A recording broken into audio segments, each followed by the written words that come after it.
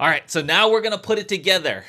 We're going to analyze circuits using Kirchhoff's laws. You have, between Ohm's law and Kirchhoff's laws, you have everything you need to analyze any resistor circuit problem. I want to emphasize, this can be used for any circuit that you will analyze in AP Physics 1 or AP Physics C that doesn't have capacitors. We'll talk about capacitors later on. If it only has voltage sources and resistors, this will always work. So if you know how to do this, you can analyze any resistor-based question in this. You have to know these really well. Some of the other trickier things we'll learn later on about collapsing resistors or equivalent resistance with series and parallel resistors. Those are tricks for very specific cases. But if you can do this well, you can solve any circuit problem using this method. Okay, so what are the problem solving steps we have here? We're going to draw the direction of the current for every single individual element, every circuit element, every resistor, every battery. We usually have the current come from the battery voltage source and loop around. If you can't tell, just make a guess at the direction of the current. It's okay if it's wrong, okay? Because you'll just get a negative number for something, as long as you are consistent with how you set things up. You want to draw positive and negative signs across each device. Again, you want to be consistent here. For batteries or voltage sources, the positive end is the longer side of the battery, which we've talked about before. For other components, you want to put the positive side so the current direction is flowing into the positive side. This is important. The current that you define, the current directions you define for everything has to go into the positive side of that thing. For every resistor, if you know two of the values V, I, or R, then you can use it to solve for the third quantity. So V equals IR. Think about there's three variables in there. If you know two of them, you can solve for the third one. Apply KCL and KVL as needed to solve the voltage and current for every component in the circuit. Okay, so that's the idea. So let's go through it slowly for some examples. That's all you have to do. I know it's a little bit tricky, but let's go through it. What is the value? So we have the circuit here. What's the value of the resistance R? First, let's draw all of our currents. So we have current here, 1 amp going this way, and then we have 2 amps going to the left here, so they're already telling you this is 2 amps. They're already telling you all of this part here. The currents are coming in, and we know there's 3 amps coming in. It's like the same problem we had in the previous lesson, but we want to know what this resistance is. Okay, so we have now established the direction of the current for all the elements. We now want to put in the positive and negative signs. The longer side here, this is 16. The current is going on this side, so we'll put the plus sign for the resistor over here. The current has to go from higher potential to lower potential. That's the reason we're doing that for the resistor. Okay, so the current goes from higher to so the current comes into the positive side and leaves the negative side. Here the current's going down, so it's going to be positive minus here. Here the current's going up, it's going to be positive and minus here. Okay, now for every element, if you know, like for the resistors, if you know 2 of the 3 quantities, like here we know it's 2 times 6, so we know that this is 12, right? Because V equals IR. Here we're going to use V equals IR. We know I, we know R, so we know V. V is 12, 6 times 2, and that'll be 12, and the plus and minus is already established for us. What about this one? We know this one here.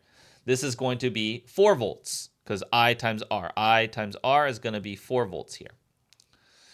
Okay, so I don't know enough information here, but I need to know the voltage on this guy right here in order to, because if I know the voltage, then I already know the current from KCL. I can then figure out what the resistance is. So we're going to do a loop here. Okay. It doesn't matter which loop you do. Let's do this loop. Whatever gives you an answer. So we're going to go up 16. This is do KVL, by the way. Then we're going to go down 4. Then we're going to down minus whatever the voltage there, we don't know. That's going to add to 0. So VR is going to be 12 volts.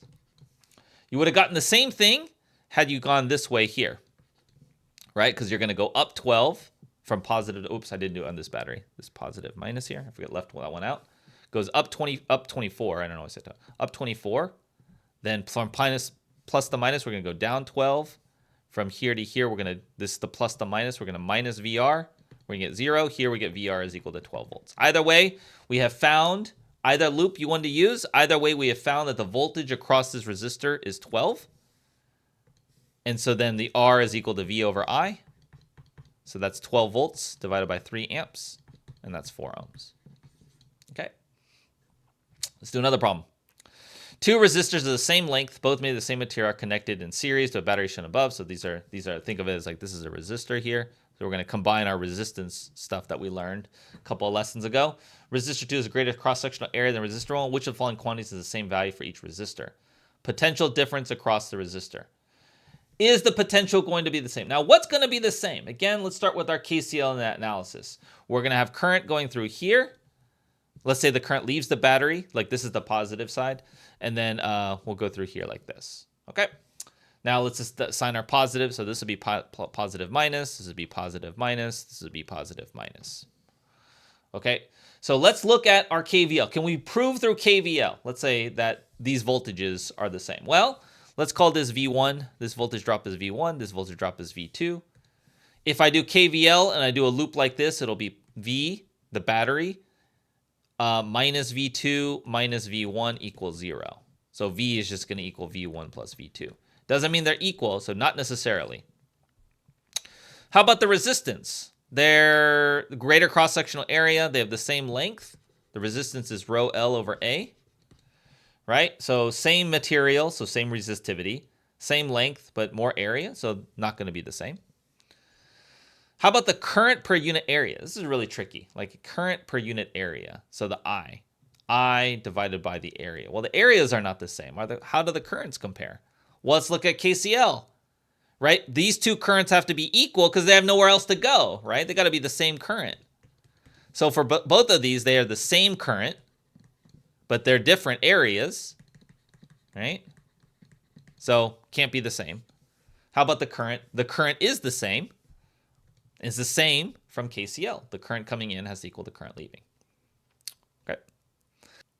All right, let's look at this problem here. So we have the current flowing through all the elements is 1 amp. And what is the resistance R here? Now, let's establish our the direction of the currents we want to go. So let's just say, let's pretend it's going to the right here, this 1 amp. 1 amp this way. And it has nowhere else to go, so we just kind of make it go around. Okay.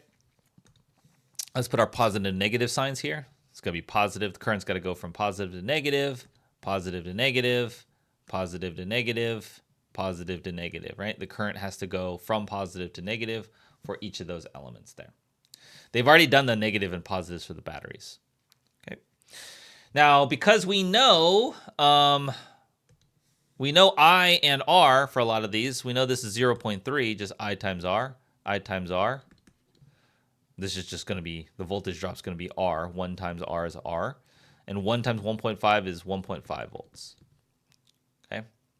So now let's do our loop analysis. All right. Let's start here, go around in a loop, end here. So we're going to go from here to here. We're going to go up 0.3. Oh, sorry, negative 0.3. We're going to go from positive to negative. We're going to go up 12. Go from negative to positive. From positive to negative, we're going to go down 6. We're going to go down 0.2. We're going to go down R. And we're going to go down 1.5.